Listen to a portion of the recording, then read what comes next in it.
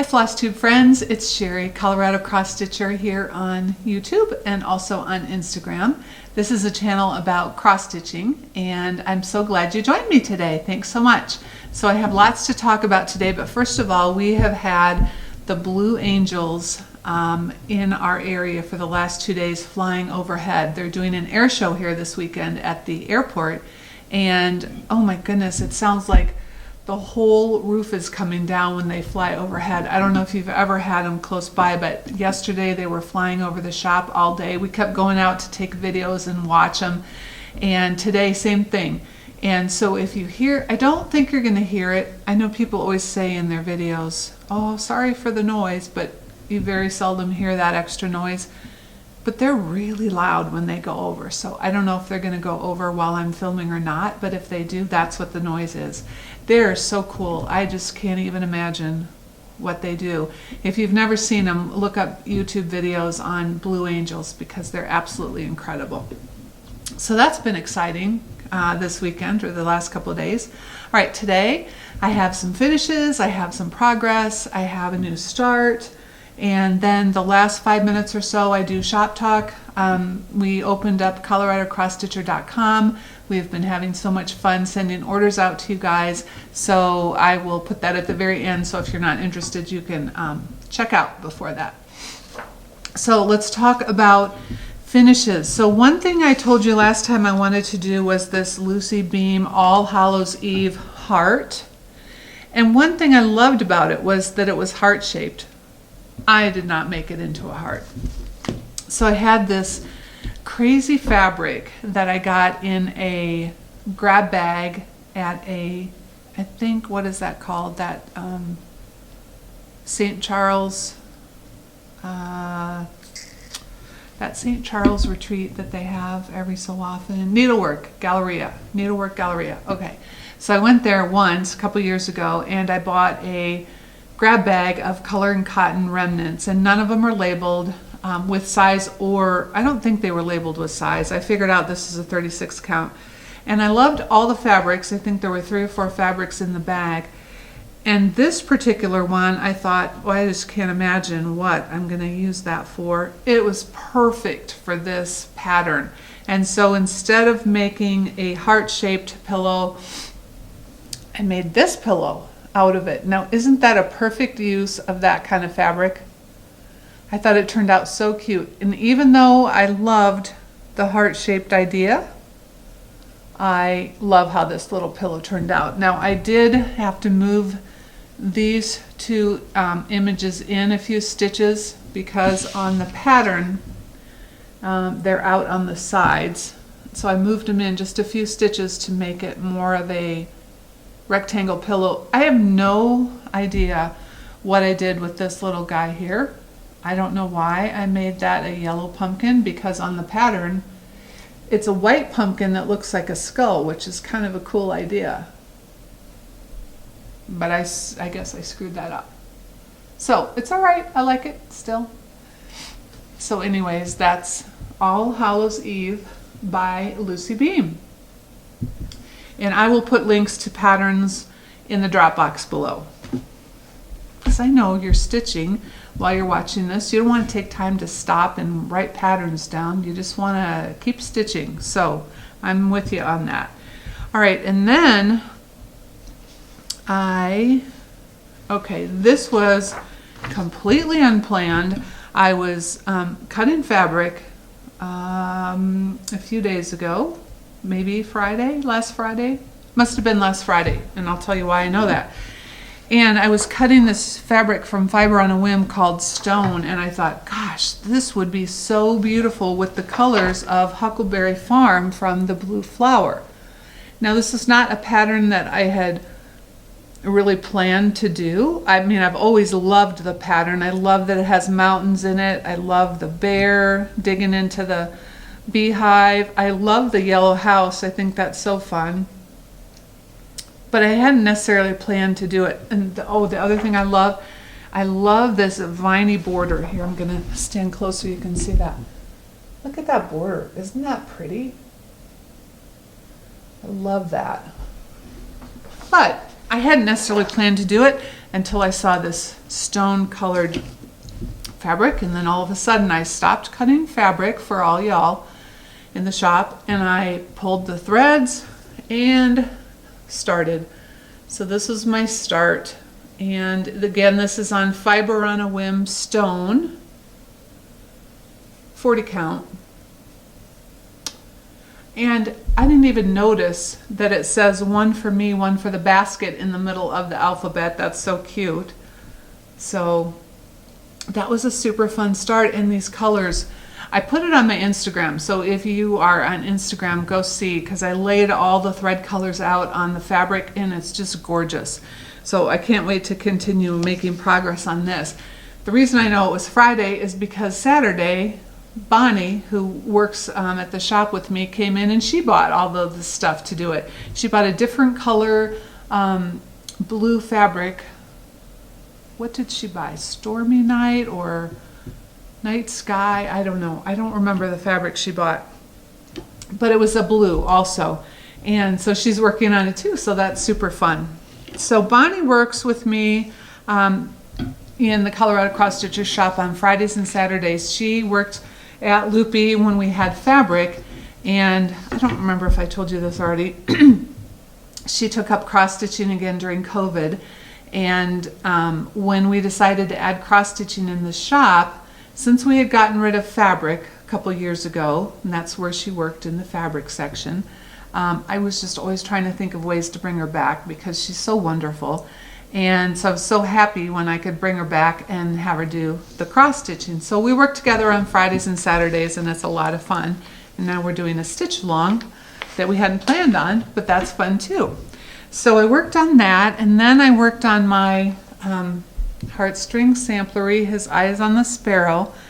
Last time I had the border almost finished, but not quite. So I finished the border, I did the words, and I did the apple tree since the last time.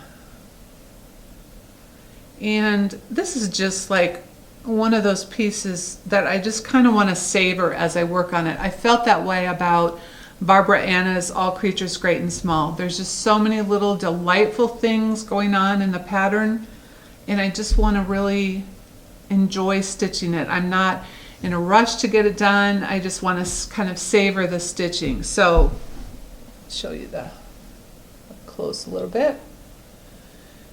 So I have a conundrum about the snake. I originally thought, well, I'm just not going to do any Adam and Eve samplers because I don't like the snake on the tree that's on all of the Adam and Eve samplers. And as Paul says, that's part of the story. So I left it out. But I'll do it, but I'm not going to stare at it the whole time I'm working at this sampler, so I'm probably going to do the snake last. So, but I love this pattern, and I want to do the lilies of the field, the lilies version of this. I'm looking forward to doing that one as well. So that has been super fun, and I hope you all have patterns that are a little longer term that you just really enjoy savoring the stitch. Because some patterns, you know, like for me, the smaller patterns that are more seasonal, I just kind of want to, I'm enjoying stitching them, but my goal is to get them done and finished so I can put them on display. But some patterns, the bigger ones like this, I just really am enjoying it, relaxing. There's no timetable, there's no time pressure. I'm just doing it to enjoy the stitch itself. So I hope you have patterns like that you're working on too. All right, and then my last one I did is a new freebie that I have for you if you're interested. And this one, I guess I designed the pattern a couple of months ago, but I just stitched it up since my last Flosstube. So this is called, I think I named it, I should have checked on this, Ollie and Friend, because you know my tuxedo cat Oliver is such a sweetheart. And so this is Ollie and Friend. And the friend is trying to bribe Ollie with a heart, because you know ravens and crows bring little trinkets to their friends when they get to know you. And so this is Ollie and Friend. And of course you can stitch that pumpkin without the jack-o'-lantern face. And it's just so, I did not plan this, but the bejeweled, Classic Colorworks bejeweled color that I use for that turquoisey color is a perfect match for the ocean chenille trim that we have in the shop. So that worked out pretty nice. I don't think the orange would not be a good match for it because this orange is a little bit brighter orange. But this trim turned out great. So you can get this pattern on the website, coloradocrossstitcher.com. When you go to our homepage, along the top, it says patterns, fabrics, threads, and there's a little arrow next to each word. If you click on the arrow, it gives you a drop-down box. So if you click on the little arrow next to the patterns, it will drop down and you can shop by theme. That's like Christmas, holiday samplers, red samplers. I just added red samplers in there. You can shop by designer, and you can get to the free patterns. And so we have 3 free patterns on there right now. I have the red thread that I told you guys about a couple videos ago, the camp patch for those of you that did cross stitch camp this summer, and now this is the 3rd one on there. And I do plan to keep doing those, you know, from time to time because they're just fun to stitch up. So Ollie and Friend, and Betsy, if you have to call it Hamilton and Friend, that's okay. You can call it Hamilton and Friend, but for me, it's Ollie and Friend. All right, so those are the things that I worked on last time. Now I brought an oldie but goodie to show you because I would love to know what this pattern is. So if you have this pattern, if you've made this pattern, let me know because I'd love to find it again. This is one of the only patterns I've done 2 times, and I did it twice because I wanted to make it for one of my grandmas and I wanted to make it for Paul's grandma. And I think I did this in our early married years, so it would have been in probably the late 80s. So if anybody knows what this pattern is, let me know. I really love it, and I think I did this on 18 count, and back then I was probably still using 14 count a lot, so using 18 count was probably a big deal. But I love the verse, and I love the basket or the tin of fruit. So in the comments below, if you know what this pattern is and who did it, I would love to know that. Oldie but goodie. I think this is the one I did for Paul's grandma, who's no longer with us, and I'm not sure whatever happened to the one I did for my grandma, so there's another one out there somewhere, but maybe my mom has it or something. All right, oldie but goodie. Let's see, plans for next time. So I want to get more progress on his eyes on the sparrow. I think probably I'll do Adam and Eve and maybe that big house, because after that's done, then I just have all those fun motifs. See, the house is pretty big in the middle. And then I would just have a lot of the fun motifs to work on. And you know, when you do something like this, each little motif is like a finish, so you feel like you're making a lot of progress all of a sudden when you've gotten several of those done. So that's probably what I'll do, Adam and Eve in the house, and then I'll start in on all the fun little things. So I want to do that. I want to make more progress on the Huckleberry farm, and again, I think I'm going to do that house. Now, I wish I would have brought that color for you to see, because the color of the house is really like an acid yellow. It's crazy. And I originally thought maybe I'm going to look for a different kind, more of a subtle yellow, but when I pulled out a few other options, I thought, no, I really think it needs that acidy yellow color with all the other rich colors. So I'm looking forward to seeing how that's going to come out. Bonnie started on the house, and I haven't seen her piece yet that she's working on, but so I think I'm going to do the yellow house next. And then I want to do this cute little Christmas sampler, and I want to do it in NPI silks, so I'm going to figure that out. That's by La Di Da. We had these in the shop. They're sold out. We'll get more. And okay, so I have an order in with the Attic for silks. You know, the Attic silk conversions are just amazing, and so I have an order in for a couple of patterns worth of silks, And I was talking to Jean this week, and we got to talking about 46 count and different threads, and I said, you know, before you know it, you're going to have me doing 56 count. Well, somehow she talked me into 56 count. I don't know. Carolyn and Jean, both. I watched their videos. If you have not watched their videos, you need to watch it, The Attic. But I'm sure you watch them. Every time I watch them, I add like 20 things to my must-do list. I mean, and it's so subtle because they're so good. You know, you just feel like you're sitting at the table with two friends and you're all chit-chatting about cross-stitching, and all of a sudden you have all these things that you want to start. And that's what happened to me with the 56 count. I don't know. I found myself telling Jean I'd try it, so please throw a pack of needles in that I need to do 56 count. So I'm going to do 56 count Kingston Antique White. I don't know why I'm showing you this. It's a white fabric, but it's 56 count. I'm a little intimidated by it. And I'm going to use 100 threes, I think, is what I need to use for that. And I went back and forth. So I picked this pattern. I'm going to show you this pattern because I've always wanted to do this one. And then I was talking to Bonnie today, and I'm like, I don't know. This is a pretty big pattern to commit to. What if I don't like 56 count? So now I'm going back and forth. Should I jump in and start this, or should I do something small, see how I like it, and then move forward? That, even saying that sounds like the more responsible thing to do. But this is the pattern that I decided I wanted to do on that 56 count.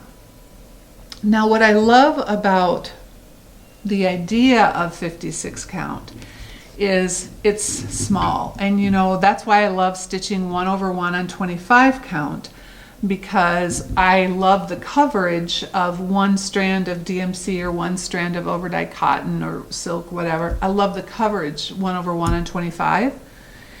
I think I'm going to love that about this 56 count too, both the size that it ends up being and the coverage as well.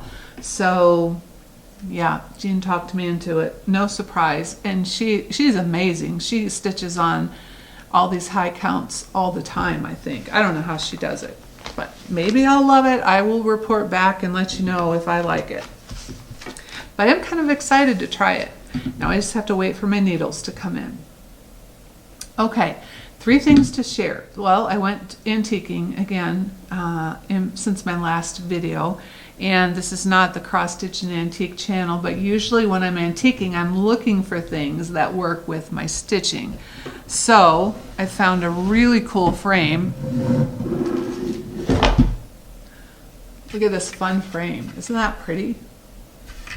Usually when I see frames in antique stores, if they're chalk painted like this, so they're a unique color, or if they're just a really pretty solid old wooden frame, I usually buy them because I know I can figure out something to put in there. This one is such a weird shape. I don't know. I'm probably going to have to make my own design to fit in there, and I'm not sure what I'm going to do. But isn't it a pretty color? It's just like this blue. It's not baby blue, it's like a blue-green gray. I don't know. I don't know if that's reading true or not. Anyway, I got this. I'm really excited about that. And then the second thing to share is I got this other cabinet. I don't know, all of a sudden I'm into cabinets now. Remember the red cabinet I showed you a few videos ago where I Mod Podged old antique sewing and knitting patterns inside of it, and it's got 2 doors you open up. I see those little cabinets at antique stores often enough. I had seen this one before. It was $49, and I just didn't want to pay $49, but it was, I think, 25 or 30% off the next time I went, so I snapped it up, thinking I will probably use it in the shop, but I really kind of want to keep it at home. Isn't that a cute little cabinet? It's got hooks, you can hang it on the wall, but I'm thinking I'll just set it back here. But here it is, glass on the sides, which I love. The paint is all chippy, which I also love. And yeah, the paint is very chippy. The paint's falling off. I probably need to do a good sanding on that. But anyway, I just love having a little Yeah, more paint. Okay, I'm gonna definitely do a good sanding on this. I don't want paint chips falling off. My cats will investigate that. But isn't it a sweet little cabinet?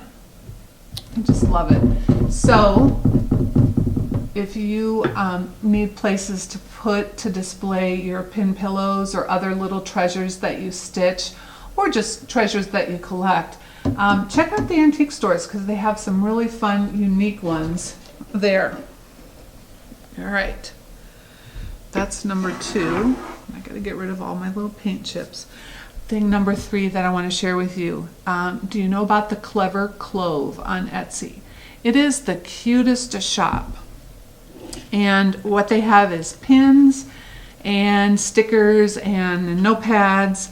And so I'm going to start putting pins on my project bags because why not? There are really cute pins out there and I want to enjoy them. And how else? I don't wear pins like on my clothes, so how else am I going to have a reason to buy these cute things? So here are 2 of the pins.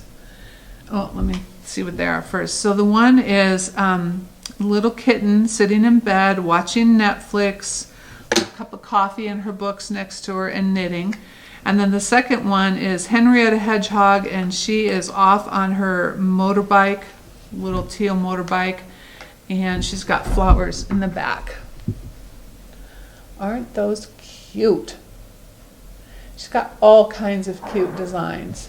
Okay, while I'm standing up, I'm going to show you the 2 stickers I got too. Also, Henrietta. One for fall, one for winter.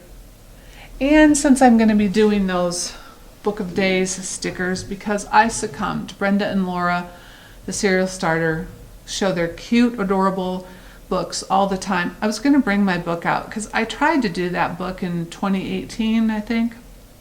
And I got to about July and then I just stopped using it, but I was not using stickers.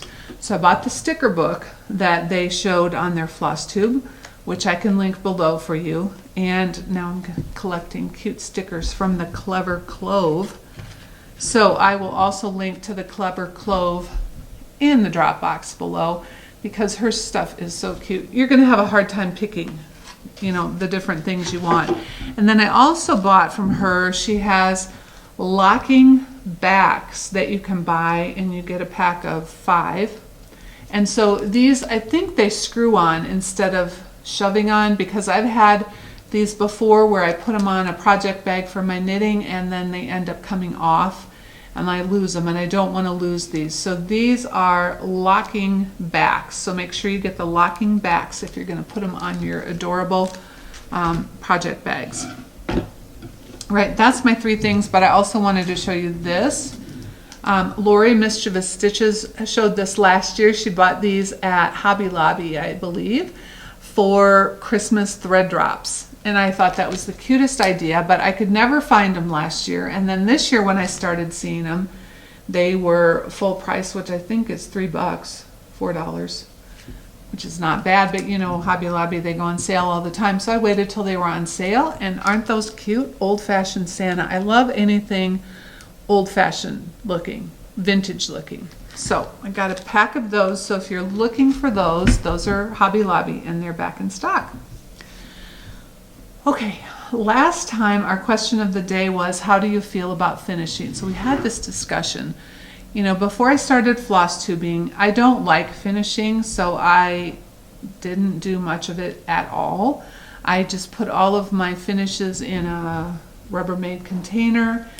And then when I started floss tubing, I thought, well, I got to start showing some things. And so that was a great motivation for me to get things finished. And then I realized how much I absolutely love seeing the finishes around the house. I love being able to decorate with them. I love having them up on my wall. Not anymore, they're all at the shop, but you know. And so I did start doing more finishing, and it's still not my favorite thing to do, but I was really impressed with some of you guys who really like to finish things.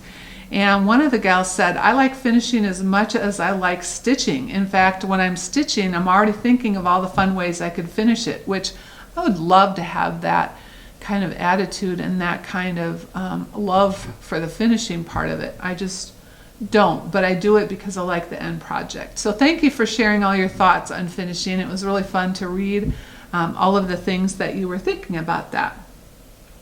Okay, favorite, the question of the day for next time is your favorite fall meal.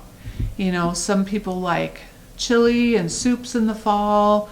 I have a pumpkin crunch recipe that is really good that I like to make in the fall. Pumpkin bread. So what is your favorite? It could be a main dish, it can be a dessert, it can be a snack.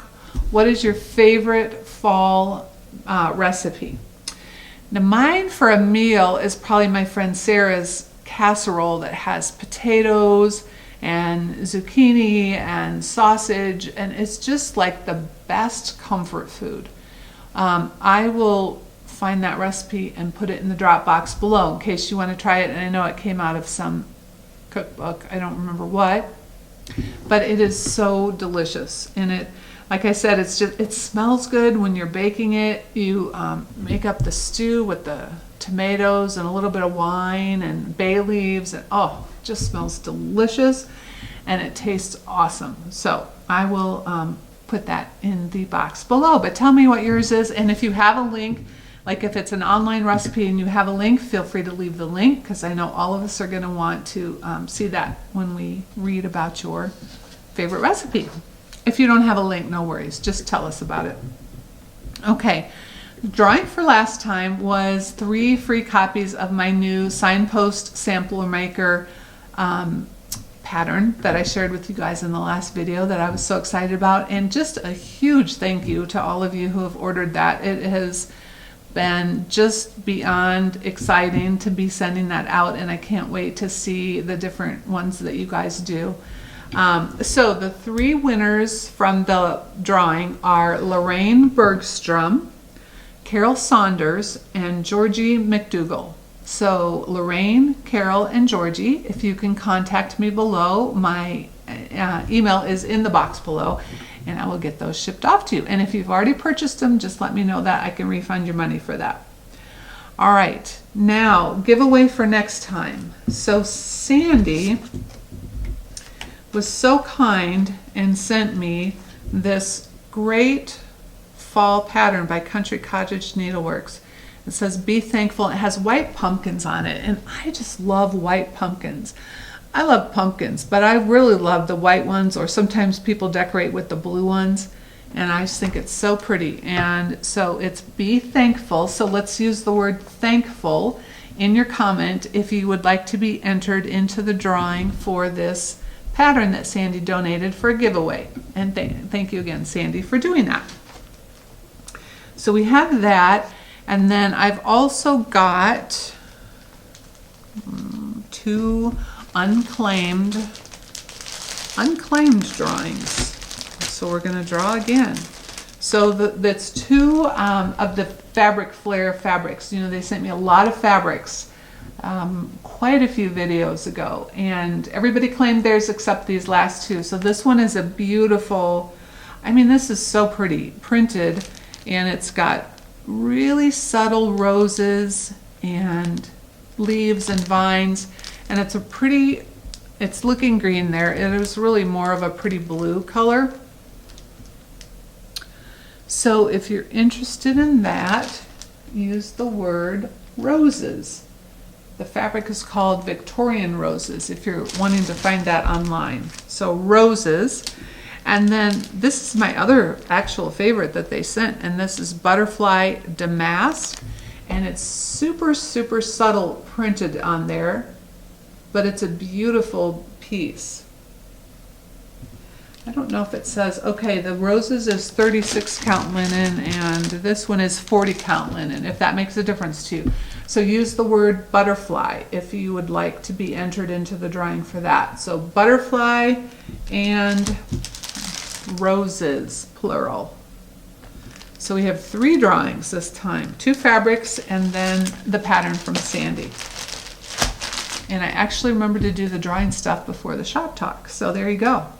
All right, that's all I have for my Flosstube. Now I'm going to move into shop talk, and I want to talk about fabrics, hand-dyed fabrics, what I call the classic fabrics and printed fabrics. So I'm going to talk about that. We have all three of those in the shop. Again, we opened up ColoradoCrossStitcher.com about, well, I guess about 3 weeks ago, 3.5 weeks ago, because it was the last time I Flosstubed. And so I want to talk to you about fabrics, first of all. Well, first of all, let me tell you a couple things that are in that I know you all have been waiting for. We have the thread milk, thread drops back in the 50 packs, which this is my favorite thread drop for my DMC. Because I like vintage things and I love all the colors of these antique reproduction milk tops. And that's why they're called thread milk tops for your thread. So we have these back in stock. I also carry thread drops from Nancy, and I am using, and they're all different cats, which you know I love. And I'm using her thread drops for all my MPI silks. So I have these, my DMC on these, and my MPI silks on the other. All right, I wanted to show you these scissors I got. So these scissors, have you ever tried to cut your fabric with your embroidery scissors? I do that quite a bit, and it's never great because you're just like snipping. I've also tried cutting with my fabric shears, which are long, and then I feel like it's almost too long because I kind of want to follow the line and see what I'm doing. So I'm gonna put my glasses on to read you about this, but I ordered one probably a month ago just to check them out. They're amazing scissors. So they have ceramic blades. They're called Slice. And they have ceramic blades, safer than traditional blades, up to 11 times longer lasting versus steel, ambidextrous. I guess that matters, ambidextrous. Soft touch finger grips. But it's a little bit longer blade than your embroidery scissors, so it's perfect for cutting your fabrics. So if you are in need of new scissors for your fabrics, these are absolutely wonderful. And then the other thing we have in the shop, the 3 new patterns from Blackbird. So Violet's Blue, which has been super popular. And isn't that a pretty border around that sampler? Those violet flowers. And the house is kind of fun because it's got pink shutters, pink chimney. So that is a reprint that Blackbird just came out with. They also just came out with Maria Selby Humphrey, 1831. This one has a really cool sampler, a really pretty drum, and a little house. Sweet little house. Which would be fun to do with your own address on it, wouldn't it? Or the address of the house you grew up in. I think that would be fun. Let's see if there are more pictures I can show you. Yeah, I can show that whole page. Look at how cute that drum is. Pretty colors. So that's Maria Selby Humphrey. And then the last one they just reprinted is Honeysuckle Manor, and this has a lot of patterns in it. And that looks like this. And I'm going to show you these two on the back that are in there.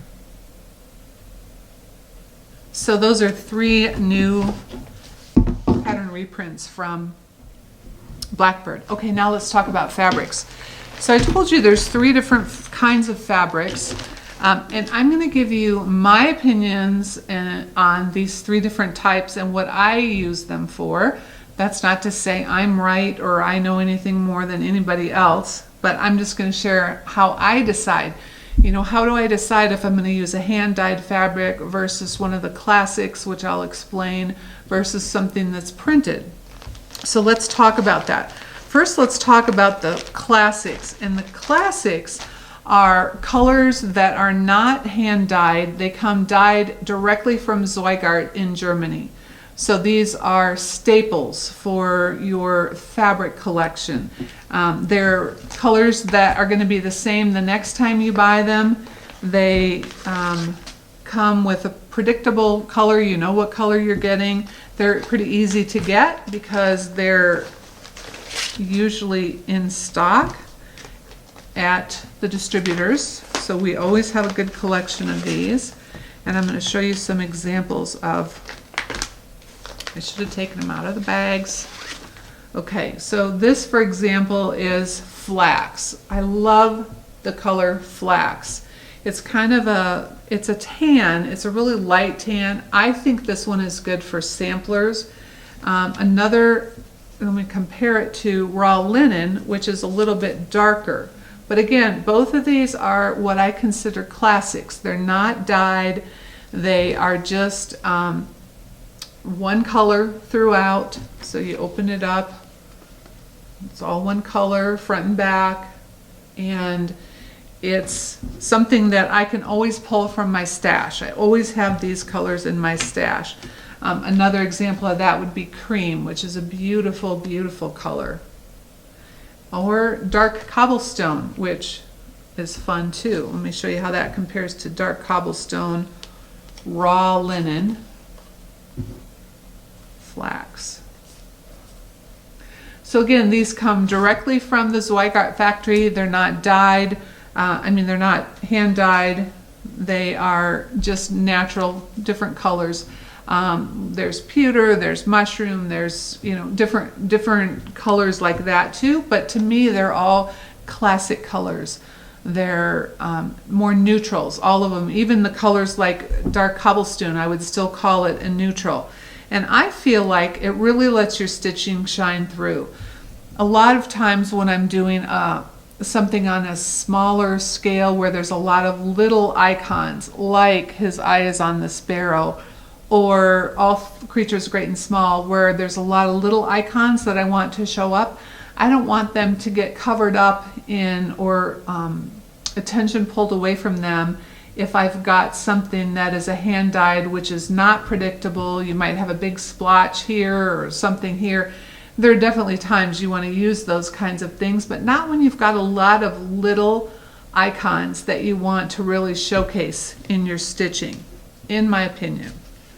So those are fabrics that I term the classics, and we try to keep these in stock in the different fabric sizes all the time for you. That's why we order fabric every week. All right, the next one I wanted to show you is the pre-printed fabrics. And that is, I have 3 here to show you. Things like Country Mocha. Now, if you've watched many of my videos, you know Country Mocha is one of my very favorite fabrics. In fact, that's what I did my sampler maker on.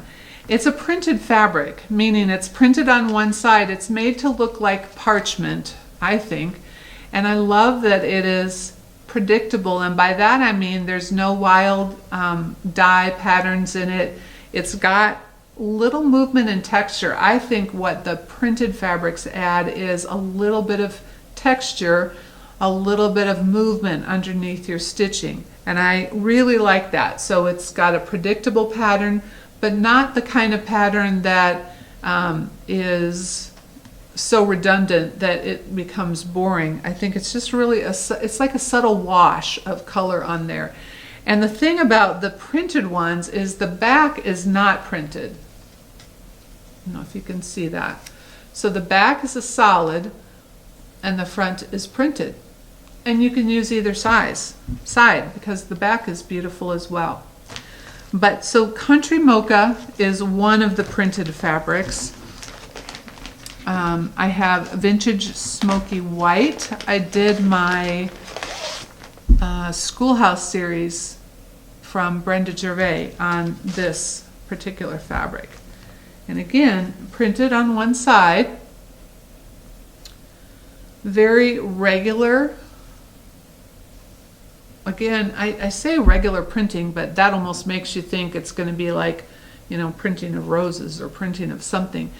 It's really regular in that it's uniform colors, uniform distribution of the colors, but not so in your face, and that's beautiful. And again, the back is a solid color. So printed on the front, and that is Vintage Smoky White.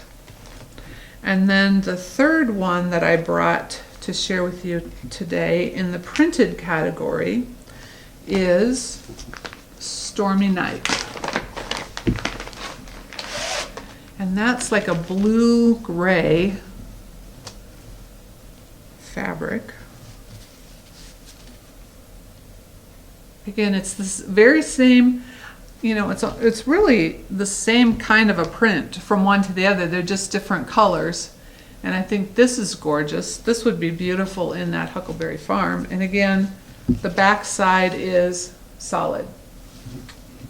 So printed fabrics are good when you want a little bit of texture, a little bit of aging look in your piece, but you want it to be predictable enough that your stitching still stands out on top of it.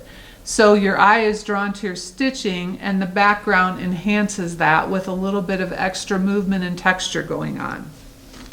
And that's what I like about the printed fabrics. All right, and then the last kind of fabric is the hand-dyed fabric, and that can just be crazy, crazy fun.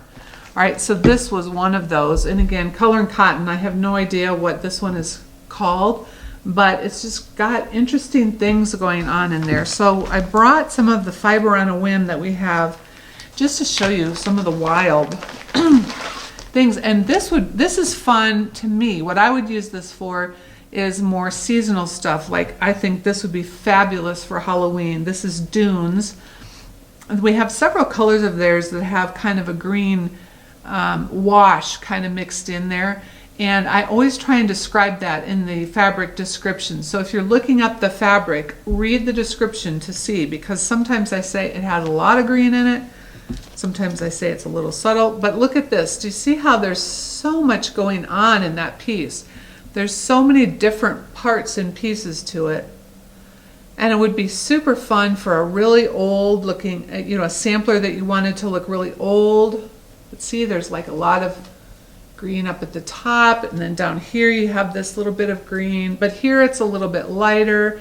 And what's fun about using these fabrics is kind of planning how you're going to manipulate where you're going to put your design. So, you know, I might use, well, that's getting really dark. Okay. I might use this down here if I was doing some kind of trees or forest, and I love that that would be like an undergrowth or underground kind of a look to it. So hand-dyed fabrics are really cool. You just have to know when you order them, you're getting a very unique, one-of-a-kind piece of fabric, and then you get to play with it and figure out what you want to do. So I brought also Cypress.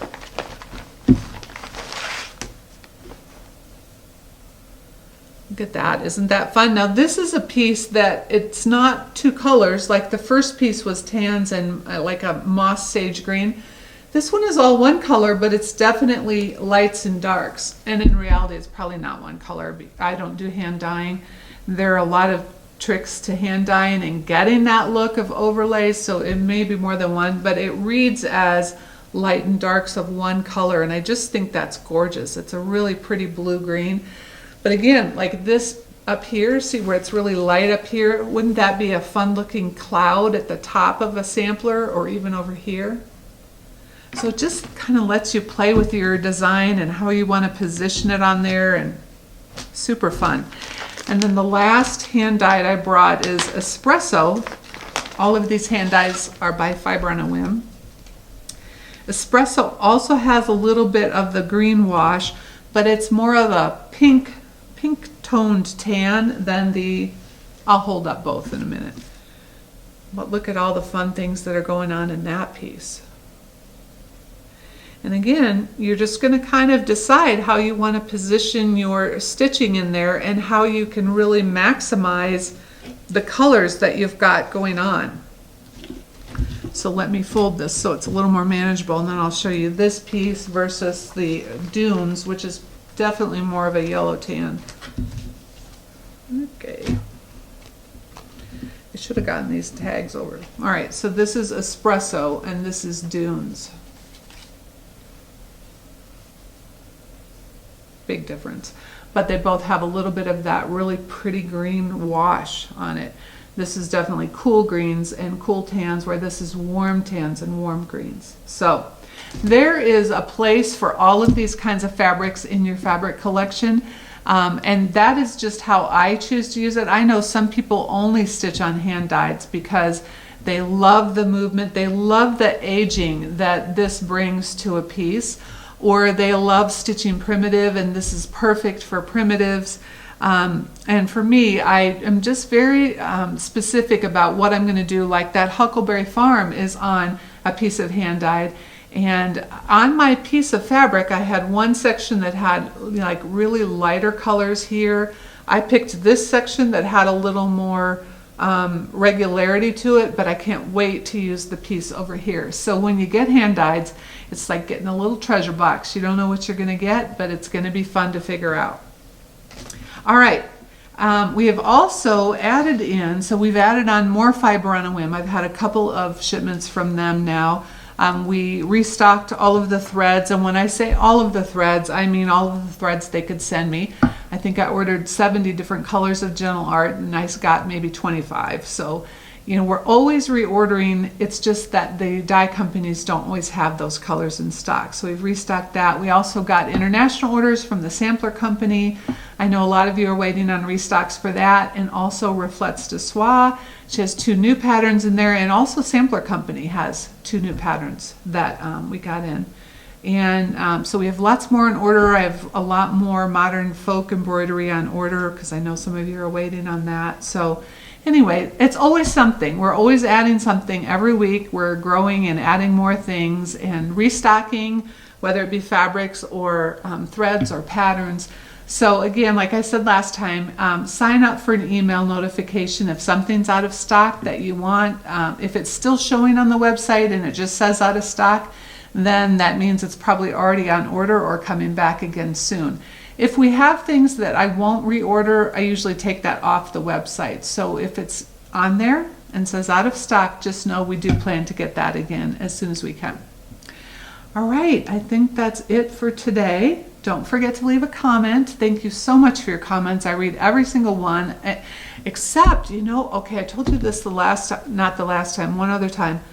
I found all of these comments again in this certain section of my YouTube channel dashboard, something that go back months, that were ones that I never even saw, and I don't really understand how that goes, because every time I go to read the comments, I refresh and have them go newest first, and I read all the way down to where I left off the last time. And I don't know how I'm missing some of those. So if you didn't get a little click on a heart, or if you just got a click on a heart and you responded like 3 months ago, it's just because I just found it. So I don't mean to be missing any comments. I love your comments. They just make my day. I just feel like I'm having the best stitchy chat when I read comments with you guys and answer your comments. So please continue to do that. And also please subscribe below. That way you'll get notification when I put another video up. And I'm trying to do them every 3 weeks, and I'm trying to keep them like 40 minutes. Today it was 50 minutes. I'm trying to keep them a little bit shorter. Okay, that's all for today. Thanks so much for joining me, and I'll see you again soon. Bye-bye.